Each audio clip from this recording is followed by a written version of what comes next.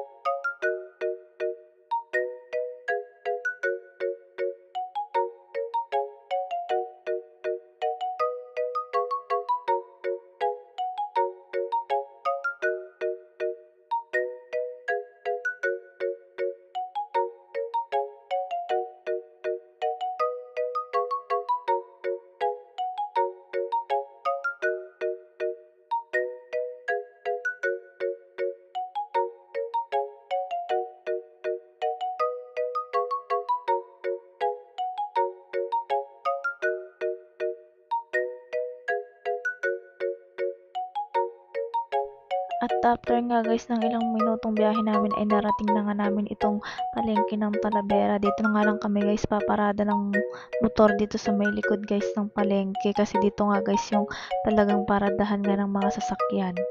Tapos ito nga pala guys yung mga nabili namin dun sa loob. Yun nga pala guys yung mga rekado at saka yung mga iba pang pansahog kasi guys nakabili na nga rin ako guys ng spaghetti at saka pang sopas. Yun na nga lang talaga yung binili ko dito sa may palengke. Kung papansin nyo nga ay konti nga lang talaga yung binili ko. At sa part naman pala na to guys, kung papansin nyo nga ay pauwi na nga lang din kami ng mga oras na yan. Hindi na nga lang din kami nagtagal dun sa may palengke. Talaga ang binili na nga lang namin ay yung talagang makakailanganin dun sa may panghanda ng anak ko.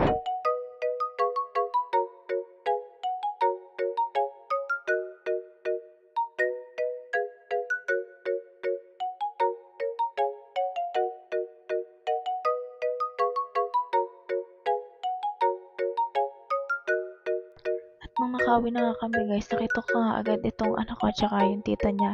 Hinihilingan ng tita niya yung anak ko kasi nagising nga yung anak ko ng mga oras na yun.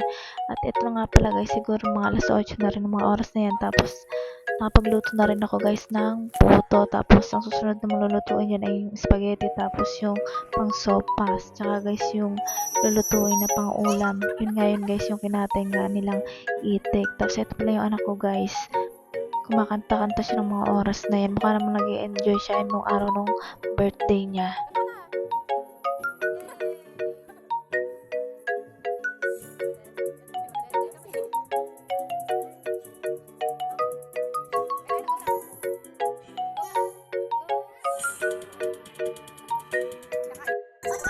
Ito na nga lang din pala guys yung mga niluto ko. Meron nga tayo dito guys, puto, tsaka spaghetti, at syempre yung ulam. Tsaka meron din tayo ditong sopas, tapos syempre hindi mawawala ang kanin. Tsaka meron din pala dito guys, cake. Salamat nga pala guys dun sa nag-sponsor ng cake, dun sa may ninong ng anak ko, or dun sa tinong, tsaka sa tinang niya. Salamat nga rin po pala. Bukod nga sa cake guys, ay meron nga ring niregalo nga yung tinang niya, yung tito ninong niya sa kanya. Yung sobrang mamahalin nga guys na laruan. Pero guys, mukha namang mag-enjoy yung anak ko dun sa niregalo nga ng tito ninong niya. Yung tito ninong nga pala na yun guys, ayun yung boyfriend nga ng ate ko. O ayan, alam nyo na, may boyfriend yung ate ko, Charis. Kung papansin nyo nga guys, ay sobrang nagustuhan nga guys nung anak ko yung niregalo nga sa kanya ng tito ninong niya. Ayan. Pagkatapos nga guys ng birthday ng anak ko, syempre ito nga ang bubungad sa atin ng baga, and tambak nga guys yung urungin nga natin dahil sa sobrang dami nga naging bisita. Syempre ano pa bang gagawin natin? Syempre magpupusa na nga rin tayong hugasan nga yan, dahil ang pangit nga tingnan kasi nga guys na nakakalat nga na, dahil sa sobrang dami talaga, nagtambak talaga ang urungin ngayon. At ayan nga lang po guys ang mga naging ganap natin. Salamat nga rin po pala sa mga nagpunta.